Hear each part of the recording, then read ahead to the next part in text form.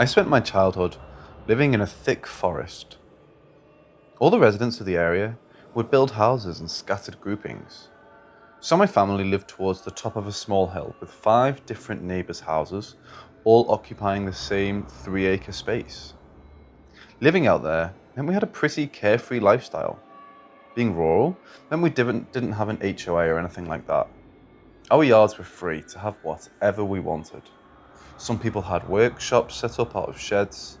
One woman, Miss Briggs, made statues out of metal. Her whole yard was littered with scrap. We even set up a communal garden that all the neighbours could use. Us kids, there were 7 of us, were allowed to roam the surrounding area freely. During the fall and spring, we were homeschooled by our mothers. There was a creek nearby where we could swim in the summer. We'd explore the woods in search of wildflowers and pine cones. We were out there so much that we made a big fort from fallen tree branches we collected. However, there was one rule that everyone who lived in the forest had to follow. We couldn't step foot on the ground outside when it rained. None of us ever really understood the rule.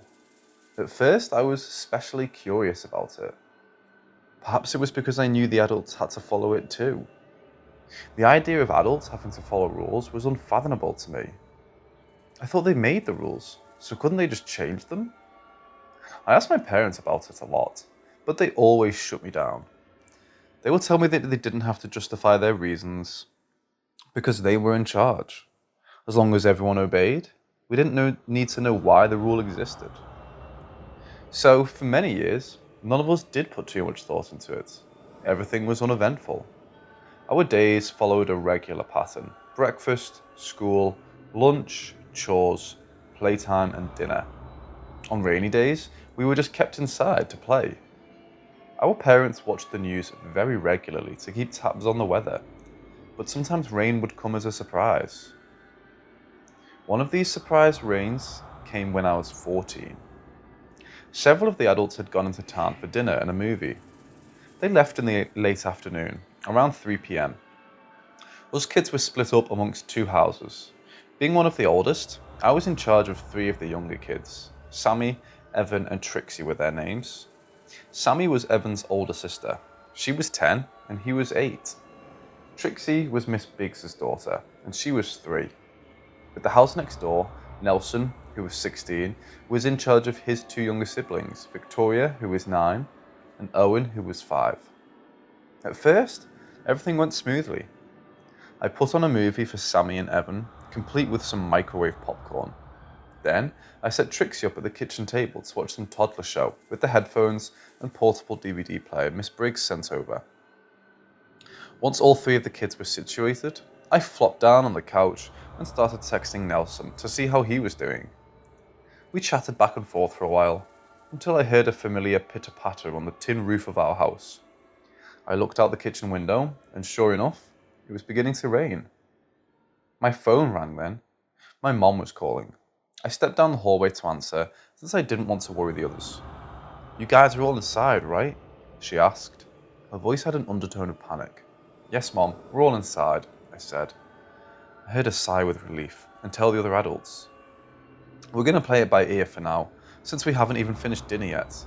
But if it keeps raining like this, we'll have to stay at a hotel or something until it stops." I told her that I understood, and we quickly finished the call. I sent a quick message to Nelson to make sure he knew what was going on, then went to read some magazines. A few hours later, I made the kids some chicken nuggets with mac and cheese. While they were eating, I heard what sounded like yelling, coming from outside. I stepped out onto the porch and looked next door. Nelson and Owen were standing on the front steps, getting pelted by the raindrops. It looked like Owen was crying. "But Mr. Fluff is out there," he cried. Nelson was kneeled down and trying to console his brother. I scanned their front yard and saw that Owen's favourite stuffed animal was on the hood of their dad's truck. Owen kept trying to get it, but Nelson was holding him back.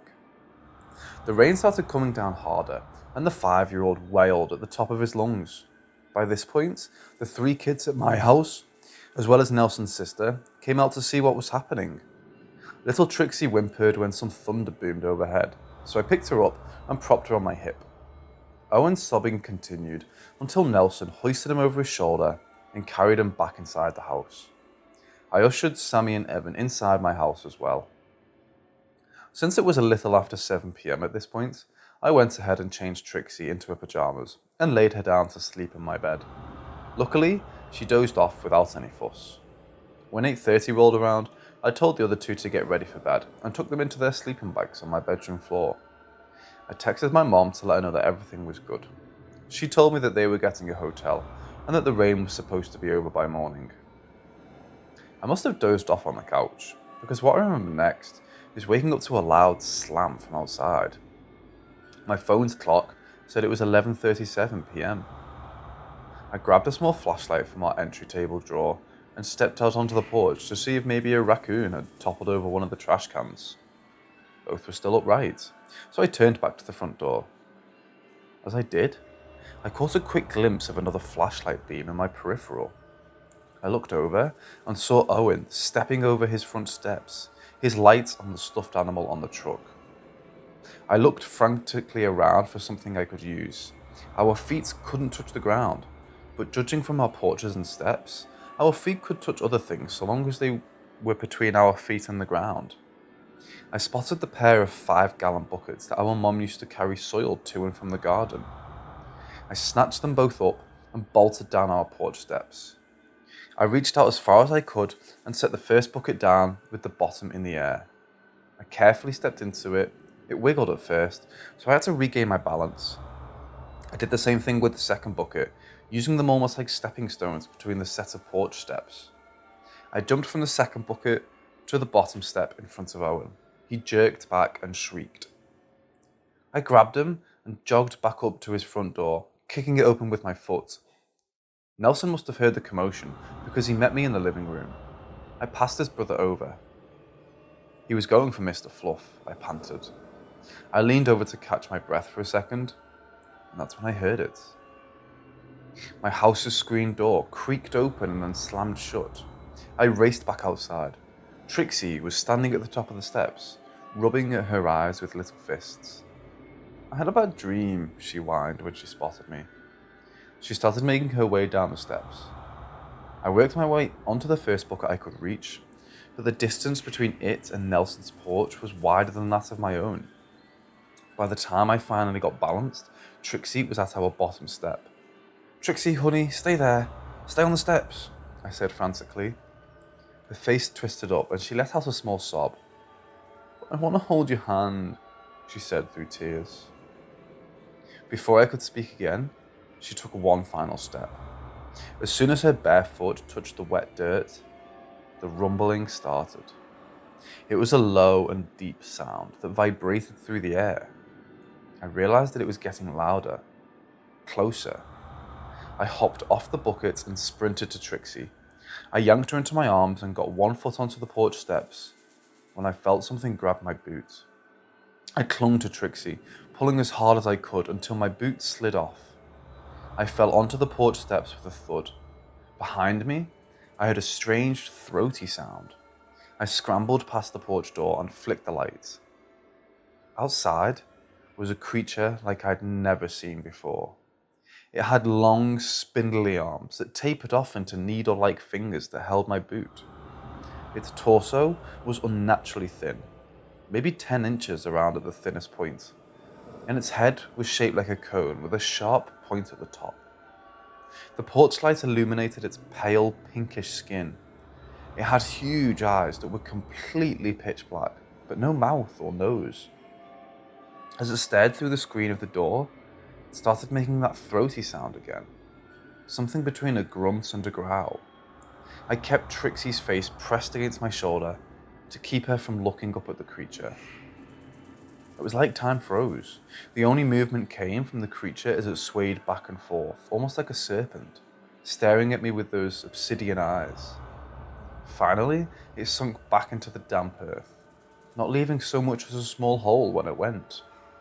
I breathed a sigh of relief and took Trixie back to bed. I didn't fall back asleep that night. I never did tell my parents what happened that night, and Trixie didn't seem to remember. The rain had stopped sometime after midnight, and I'd picked the buckets up the following morning before the adults got back.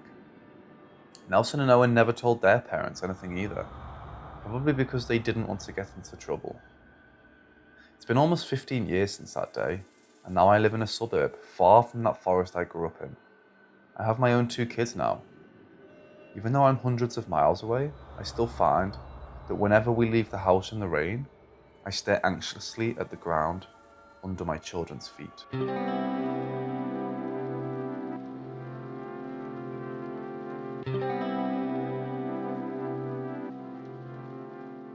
I needed candles.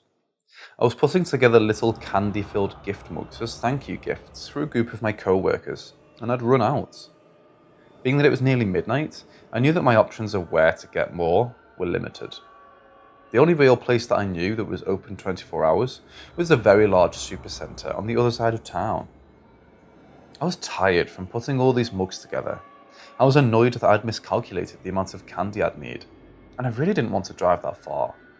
But I also knew that I needed the mugs done by the next morning, so I grabbed my car keys and headed out. I started to drive to the supercentre, and I turned on the radio. As I was singing, I noticed lights at the gas station on the corner of my street. I pulled up to the stop sign next to the station and peered over at it. The overhead lights above the gas pumps were off, but the store lights shone bright. I even saw that the blue and red open sign was flashing. How did I get so lucky? Somehow, the gas station was still open. Usually it closed at 11 p.m.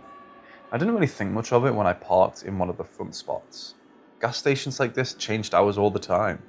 Maybe they thought being open later was more competitive. I went inside and looked over to the counter. An older woman with flashy dyed red hair and dark eyeshadow stood behind it. She was flipping through a magazine and barely even acknowledged my presence. I made my way to the candy row towards the back, near the coolers. I was grabbing a few bags of different varieties when I heard a sort of echo sound. It was like a tap that reverberated throughout the building. I looked up and was a bit taken aback. I couldn't see the front door anymore. The view from the candy aisle was now blocked by a large shelf filled with different types of chips. I shook my head. I didn't remember going around that shelf before. I chalked it up to being overtired and stopped by one of the coolers for a Mountain Dew. A little caffeine would probably help. After that, I walked back down the candy row and moved to walk around the chip aisle. But then I froze. I couldn't see the front from here either. Just more rows of various products lined up perpendicular from a white brick wall. I ran a hand through my hair and looked behind me for a moment. I shouldn't have been so turned around in a place so small. Had I blacked out? How exhausted was I? I started walking in another direction, going around shelves. No luck that way. I then ended up at another wall. This time, I turned in another direction and did the same. I repeated this process over and over. Each time, I quite literally hit a wall. I was beginning to panic at this point. Something wasn't right.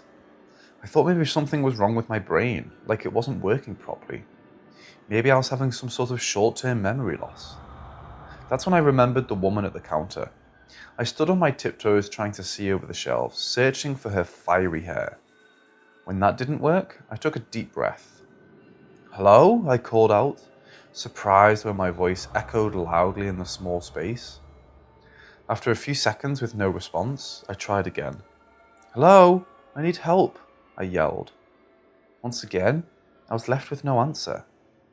I dropped the items in my hands and took off jogging. Every few minutes, I'd yell for help, but all I heard was my own echo. I ran for what felt like hours, never able to find the door. My heart was racing, and my lungs burned. I slowed down and looked around. None of it looked familiar. None of it seemed arranged the way it did when I first came in. Heck, it didn't even look the same way it did a few minutes ago. I sat down on the floor with my back to one of the shelves. I was so tired by now. It was hard to keep my eyes open. I tried hard not to fade out, but I also thought that maybe someone would eventually find me. That, at some point, someone would help me out. With that in mind, I slowly drifted off. My growling stomach is what woke me up. I was sprawled out on the linoleum floor, still in the middle of the aisle. I sat up and tried to wrap my head around the situation.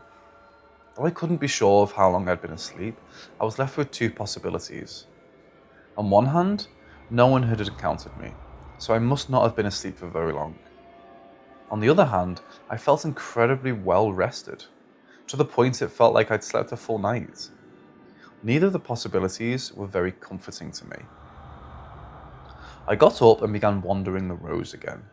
My stomach continued to growl, and I got hungry to the point that I felt very sick. I ended up grabbing a bag of frosted pretzels from one of the aisles and munching on it as I roamed. It seemed like the more that I searched the door, the more lost I got. I didn't see any windows, I didn't see the front counter, I didn't hear any sounds other than the hum of the coolers and the buzz of the fluorescent lights. I walked like that until my legs started to ache and got sore. After a quick break, I decided to try a different tactic. I searched the aisles until I found a pack of markers. Then I started walking again. At the end of every row, I left. I put a mark in hopes to keep myself from travelling them a second time. But it failed. I never once encountered the aisles I marked a second time. Even if I turned straight back the way I came, I never saw them. So I gave up on that too.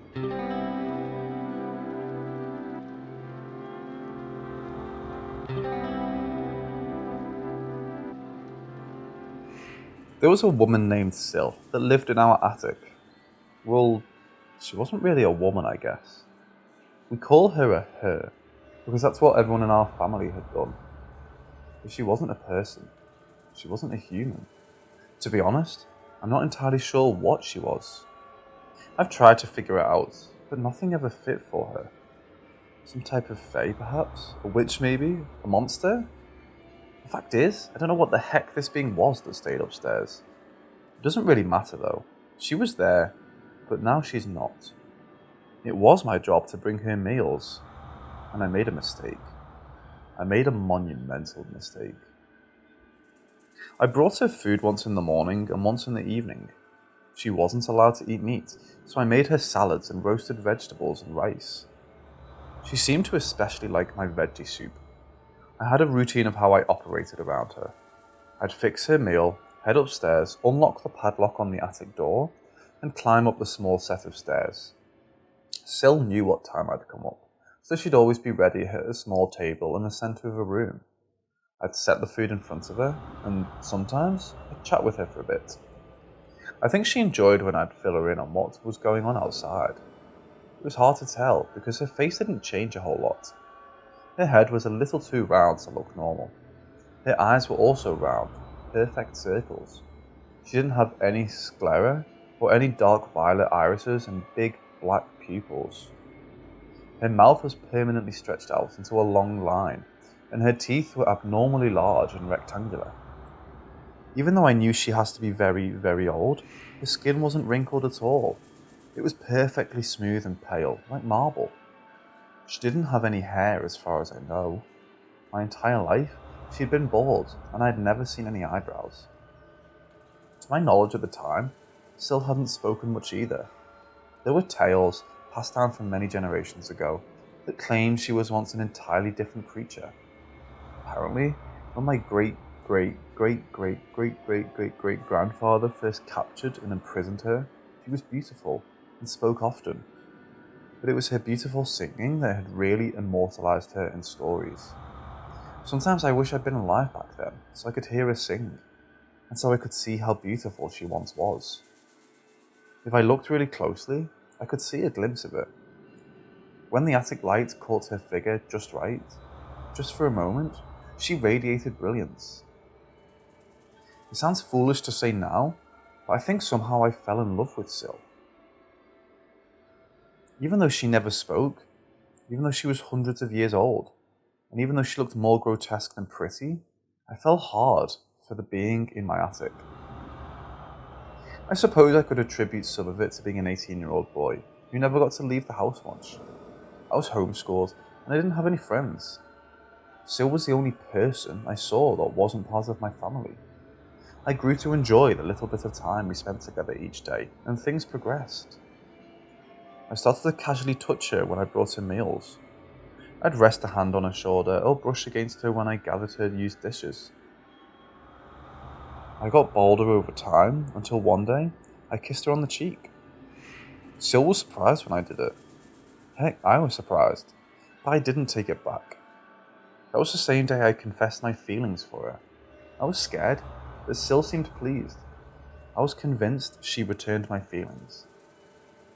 Things changed between us after that. I spent more time in the attic with her. I started sneaking up there after everyone else had gone to bed. Sil began to let me kiss her on the mouth. Eventually, it got to the point that I'd spend hours up there, after dark, making out in the dim light of the attic. I felt like things were going great, and I only fell harder. I loved Sil. Because I loved Sil, I worried about her. It bothered me that she had to stay locked upstairs all the time. I hated how we treated her like a prisoner, like a criminal. One evening, while I cuddled with her, she reached over and caressed my cheek. Then, much to my surprise, Sil spoke. "I would like a date with you," she said. My heart stopped.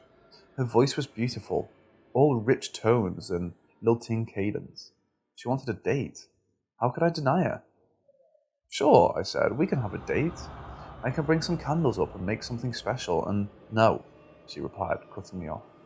"I would like a date with you, but not here." Sil gestured to the room around us. "Here makes me sad. I would like a date somewhere happy. Just one. One happy date. With you." She could have asked me to rip off my own fingernails at that point, and I would have agreed. She was looking at me with those wide, violet eyes, and all of my inhibitions faded. "My parents are going out of town this weekend," I said. "I could let you out into the house with me then. We could have a date downstairs. In fact, you could stay downstairs with me." Sil was very pleased with that idea, and I created a plan of action for the weekend.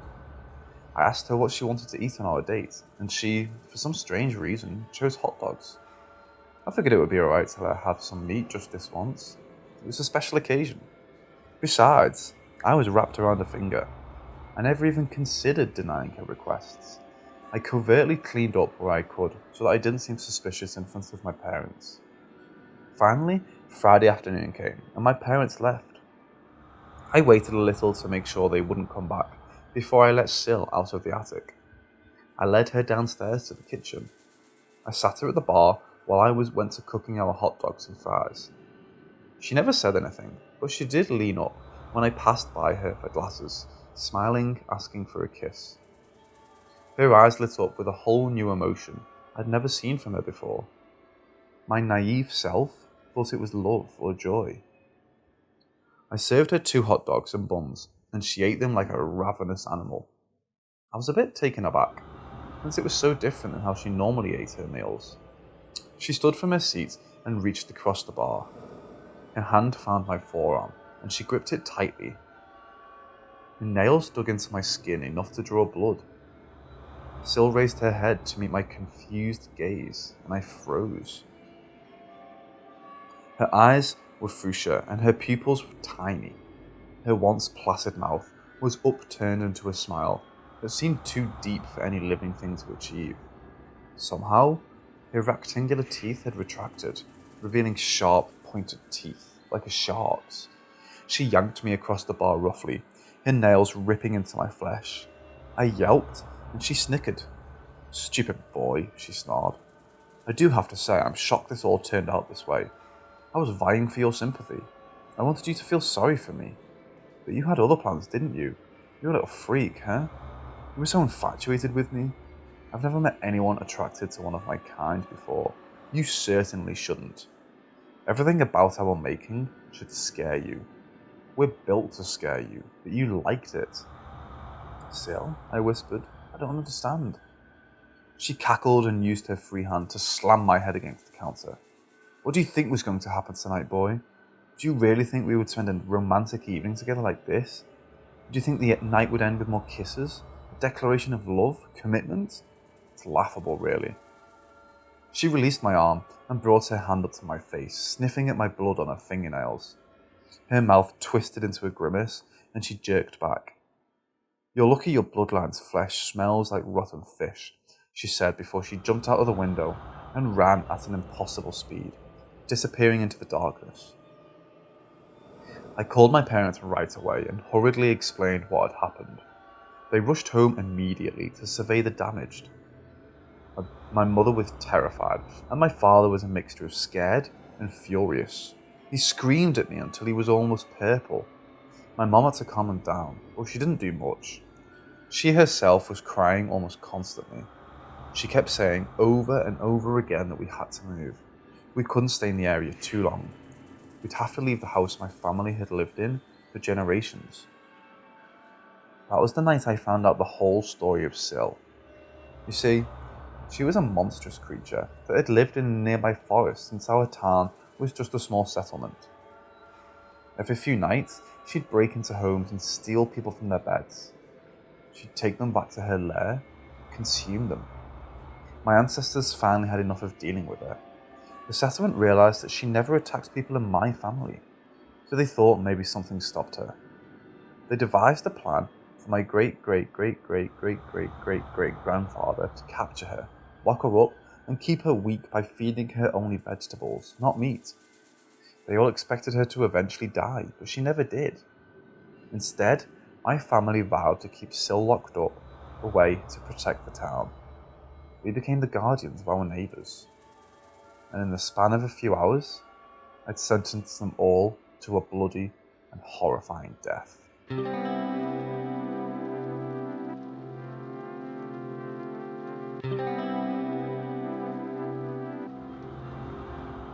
It was sometime after 3 a.m.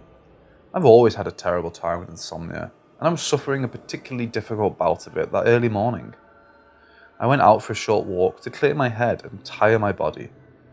I remember it was cold, around November probably. I wore several layers, and I still felt the biting chill. I'd already walked 2 blocks when I saw him. He stood on the sidewalk in front of a house. He seemed impossibly tall. He looked almost emaciated, with long arms and legs that jutted sharply from his body. He wore a black suit. His dark hair hung down past his shoulders and appeared slicked back with some sort of product. As I got closer, I was able to make out more of his face. His skin was pale. It seemed to glow, accenting the citrine gleam in his eyes. His nose was small and scrunched in an ugly way. He was focused on a clipboard in his left hand. In his right, he held a pen that he clicked absent-mindedly. When I stepped aside, meaning to slide past him, he looked up at me. His eyes widened in surprise, and he looked around at the empty streets. "Well, well, well," he said. His voice made me shudder. It had a sing-song quality to it, but with an undertone like nails running down a chalkboard. I would never have imagined that in this neighborhood I'd bump into a human at this late hour. He smiled, and I swallowed nervously. The corners of his mouth were turned up too far, and his canine teeth reached sharper points than I had seen on cats. My heart began to race. I felt like I was faced with a predator, but some inner part of me thought it would be best not to give my fear away. "I have trouble sleeping," I said, trying to keep an even tone. He eyed me for a moment or two before sticking out one of his slender hands. I shook it. "I see," he crooned. "In any case, I'm in the middle of a very important job. I really must be going." He turned to leave, but stopped suddenly. "Perhaps he'd like to join me. It's not that far from here." There was a timbre in his voice that suggested I didn't really have a choice, so I followed him quietly. We strolled like that for a couple minutes, until he spoke again. "What is your name, human?" "Evelyn," I said. "What about you?" "I don't particularly have a name. My colleagues call me the Selector," he responded. We didn't speak anymore after that. Instead, he stopped at the house and checked his clipboard again. He muttered a bit to himself, and then walked toward the front door, waving for me to follow. The Selector reached out, and, unbelievably, opened the door without any trouble. It wasn't common practice for the people in my suburb to leave their doors unlocked. Maybe someone was expecting him. We walked inside, and the first thing I noticed was that all the lights in the house were off. There was no movement of any kind to indicate anyone was awake. I I started feeling anxious. "This way," the selector said. We climbed the stairs, and I flinched when one creaked loudly under my feet. "Sorry," I whispered. "No worries," came his response. He didn't even bother lowering his volume. "None of them can hear us." I couldn't help wondering who it was that couldn't hear us. It didn't take long for me to find out, though. I followed the selector into a bedroom. Inside, fast asleep and in bed, were a man and a woman. A couple. They didn't look any older than me, probably in their mid-20s. The selector positioned himself on the side of the bed where the woman slept. He flipped up a page on his clipboard and hummed to himself. No, that won't do," he muttered. "Ah, yes. There hasn't been any Wendigo activity in this area for a few hundred years, and I believe there is a small forest nearby." As he mumbled, he twirled his right hair in the air, and a small velvet bag appeared in his palm. He opened it and scooped out what looked like some sort of greyish-brown paste. The selector smeared the paste across the woman's chest. I gaped when it appeared to sink into her skin. "What is that? Shh!" The selector shushed me with a finger to his lips. He then took his pen and drew a circle in the air over the woman. A small dark hole appeared out of nowhere. From it, a long and wrinkled arm came through. Thin, claw-like fingernails slashed twice along the woman's collarbone. Then the arm retreated back and the hole shrunk into nothing again. The woman in the bed began to writhe. She made little groaning sounds as she did. After a few minutes, she was completely convulsing, her body rising up from the mattress. When she opened her eyes, I jerked back. They were completely pitch black. She turned to the man in the bed and leaned over him, taking a long sniff. Then I watched in horror as needle-sharp teeth protruded from her open mouth, and she began to take bites from her partner's shoulder. He woke with a scream, but that didn't deter her. She continued to bite him until he went still on the bed. Blood seeped from his wounds and soaked the sheets with scarlet. I felt a hand on my shoulder, and I started. The selector guided me back out of the house. He was grinning from ear to ear, but I just wanted to throw up. What had he done to her? How had he done it? "My duty is to mark those that are to become monsters," the selector said, pulling me from my thoughts. "I used to salve the mark what beast they should be, and I call upon the changer to finish the transformation." "What?" I asked, stupefied. "The woman will soon retreat into the woods to finish becoming a Wendigo. Then, as a human eater, she'll create misery for the surrounding area." Why are you telling me this?" I whimpered. The selector laughed. Then his chuckle echoed into the night air. "In truth, I've always wanted to do something like this. Humans are so self-assured, so cynical. Yes, doing this is just the icing on the cake of a perfect career." "Doing what?" I asked. He grabbed my chin with his hand and forced me to meet his gaze. His eyes looked wild, feral, evil, leaving one insignificant little human with knowledge, with a warning that no one will ever believe. He cooed before disappearing completely.